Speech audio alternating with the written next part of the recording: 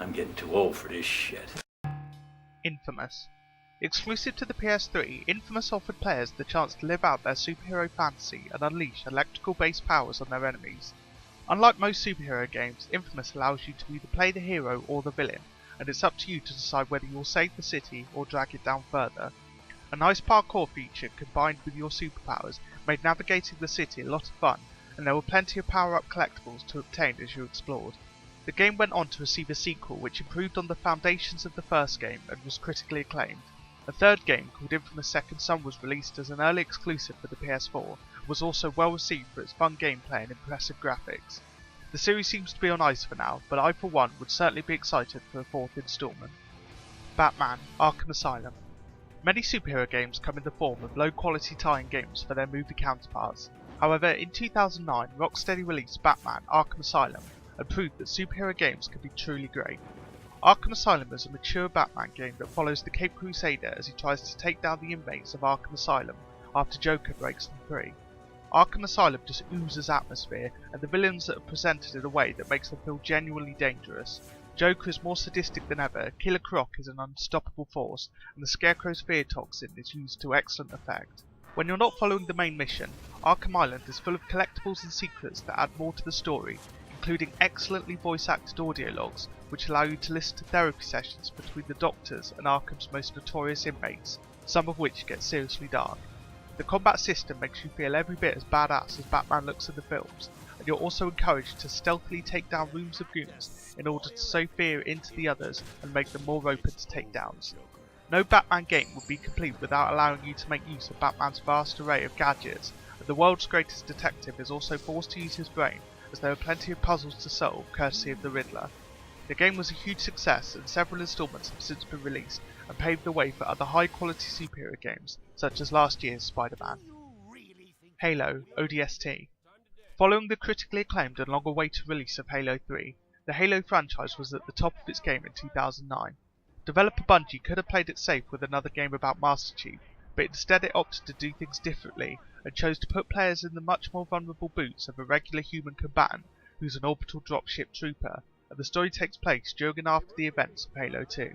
Halo ODST does a great job in offering an alternative look at the world of Halo, and the fact you're no longer playing as a Spartan super soldier means there are notable changes to how you play. As a regular Joe, you're no longer able to rely on superhuman abilities and fancy armour to tank enemy damage. This is a much more boots on the ground experience, and you'll need to make good use of cover and use some strategy if you're to win the day. The game featured co-op for its main campaign, and also included an extra disc that contained Halo 3's excellent online multiplayer. A new mode called Firefight was added, which saw a squad of players go up against increasingly difficult waves of enemies, not dissimilar to Gears of War's Horde mode. As much as we love Master Chief, Halo ODST was a nice change of pace for the series, and I'd be interested in seeing a similarly new take in the future. Demon's Souls. The Souls series is now a household name among gamers for its challenging but fair gameplay, immersive worlds, and horrifying bosses. Back in 2009, Ornstein and Smaug was still just a glint in designer Miyazaki's eye, but we did get the game that started it all, Demon's Souls. Demon's Souls was released exclusively on the PlayStation 3 and introduced many of the gameplay mechanics that would become key features in the Dark Souls games, including the ability to read messages from other players and to summon them to help you out in tight spots. Though the game didn't receive the mainstream attention Dark Souls would, it was critically acclaimed by reviewers and still stands as one of the finest exclusive games on the PS3. It also gave Miyazaki and his team the experience and exposure necessary to go on to create the Dark Souls series, which serves as a spiritual successor to Demon's Souls. If it weren't for this game, we'd likely never have had the Soulsborne franchise. Uncharted 2 Among Thieves. In 2007, Naughty Dog released Uncharted Drake's Fortune as a PS3 exclusive and stole Tomb Raider's crown when it came to Indiana Jones style action-adventure games. The original game featured a blockbuster story, fun exploration and beautiful graphics, which really showed off what the PS3 could do. It seemed a sequel would have its work cut out for it were it to improve upon the first game, but Uncharted 2 managed to do it without even breaking a sweat. The game doubled down on its balls-to-walls adventure and saw Nathan Drake head to Nepal for intense shootouts, engaging puzzles and beautiful vistas. Uncharted 2 ramps the action up to 11. 1 minute you're scrambling over the rooftops of Nepal, and the next you're fighting atop a moving train. There are so many memorable moments in this game, and they are accompanied by epic music, sublime voice acting, and graphics that just made your jaw drop. Uncharted 3 and 4 were both great games in their own right, but for my money, Nathan Drake's greatest adventure was Uncharted 2. Borderlands. Way before Destiny or Anthem came along, you had a first-person loot-a-thon shooter that was actually worth playing. Its name was Borderlands, and it achieved something 10 years ago that many imitators still can't get right today: fun shoot-em-up gameplay with addictive loot. First-person shooters aren't usually able to hold my attention for extended periods of time, but Borderlands is one FPS that got me truly hooked.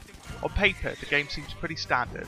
It's a first-person shooter set on the hostile world of Pandora. Players can take on missions to progress the story and earn XP and cash to improve their character. All of this is pretty by the numbers, but Borderlands mixes it up by including a really interesting world full of wacky characters, smooth gunplay, and a great sense of humour. As if this wasn't enough, the game includes a seemingly endless amount of guns to obtain that feel genuinely distinct from any others. One of the main reasons you keep playing is because you can't wait to see what crazy weapon you'll discover next, or once you find one that suits your playstyle, you'll keep it forever. I recall having an overpowered shotgun that fired like an automatic rifle. Good times. If, despite their flaws, you enjoy Destiny and Anthem, then do yourself a favour and check out the Borderlands games. Call of Duty Modern Warfare 2. Call of Duty 4 Modern Warfare blew everyone's tits off when it was released in 2007, and I remember the hype for its sequel reaching boiling point in the run-up to its release. We couldn't wait to see what became of Captain Price and Soap following the events of the first game, and we longed for more of the addictive online action that was present in Modern Warfare. Despite the incredible pressure from gamers, Modern Warfare 2 managed to be a triumph. Let's begin with the campaign. Numerous improvements were made, including the removal of the annoying feature where enemies would just constantly respawn until you hit certain checkpoints, making for a much more tactical experience. Price and Soap were back, along with a badass new character called Ghost, and we got plenty of great new missions such as the stealthy infiltration of the snowy base in Russia, an adrenaline-fueled firefight through the slums of Rio de Janeiro, and a chase through an aircraft boneyard. As if that weren't enough, the game included these little Spec Ops missions separate from the story that task you with missions like stealthily sniping your way through a snowy forest or defending a US town from enemies. For the single player alone, the game was amazing, and I haven't even touched on the multiplayer. The online greatly improved upon and expanded what we saw in the first game, and allowed you to customise your weapons and loadouts even further. There were new call signs and weapon skins, and loads of new kill streak rewards were added. In the first game, you got a UAV for 3 kills in a row, an airstrike for 5, and a chopper for 7. In Modern Warfare 2, you could pilot an AC-130 and rain down hell on other players. You got supply drops that gave you a random kill streak, and if you managed to get 25 kills in a row without dying, you could just call in a tactical nuke and end the game altogether. I spent countless hours playing this game as a teenager, and god damn it, I hope it gets a remake like the first one. Little Big Planet. Nintendo and PlayStation both release excellent, high-quality first-party games.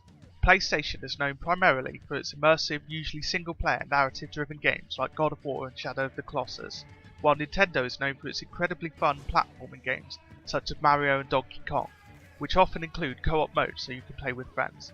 However, that's not to say that either company never dips its toes into less familiar waters, and that's exactly what PlayStation did with Little Big Planet. Obviously inspired by the likes of Mario, Little Big Planet was a fun new platforming game that released during a time when platformers were no longer as popular as they once have been. Those of us with fond memories of playing Spyro and Crash Bandicoot on the PS1 felt Little Big Planet was a nice nod to the yesteryears of gaming.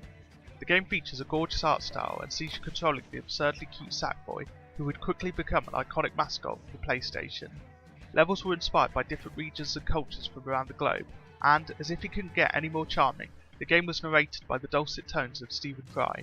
As well as a full single-player mode, the game also allowed users to make their own levels and share them online for others to try out. This allowed the game to have an almost endless wealth of content, and you can find some seriously impressive levels on YouTube. The game was well received upon release and spawned several sequels and spin-offs. Assassin's Creed 2. The first Assassin's Creed game was released in 2007 and kicked off the massive franchise we know today. Despite being a strong game, there was certainly plenty of room for improvement, and Ubisoft really seemed to take that to heart when designing its sequel. Assassin's Creed 2 not only features a beautiful open world with more detail than the first, it also featured more interesting characters, an engaging story, more opportunity to interact with your surroundings, and more satisfying combat and parkour. Set in Italy during the Renaissance, players got to explore Venice, Florence and Tuscany, all while hunting down targets and seeking out collectibles. There's so much to see and do, and players even start off with their own rundown mansion that can be upgraded and renovated to reveal more secrets, and is a place where you can display all the collectibles, weapons and works of art you've obtained. An in-depth economy system also means you can invest money into properties and gain a regular income with which you can further build your empire and get new weapons and items. The world really felt alive, with noblemen walking the streets, beggars pestering you for coin, and even fire breathers and jugglers being present during the carnival section. Social stealth is a key feature, and, after causing trouble, players can blend in with the crowd to lose their pursuers. Assassin's Creed 2 also introduced us to Ezio, who, to this day, remains the most popular of all the protagonists in the Assassin's Creed franchise. He was so popular, in fact, that Ubisoft went on to make 2 more games with him as the star, before moving on to Assassin's Creed 3. So, there you have it, 10 games that turned 10 this year. Are you feeling old yet? I certainly do. If you enjoyed this video, then please give it a like, leave a comment and share it with your friends. That really helps my channel to grow. If you're new here, then feel free to subscribe. See you next time.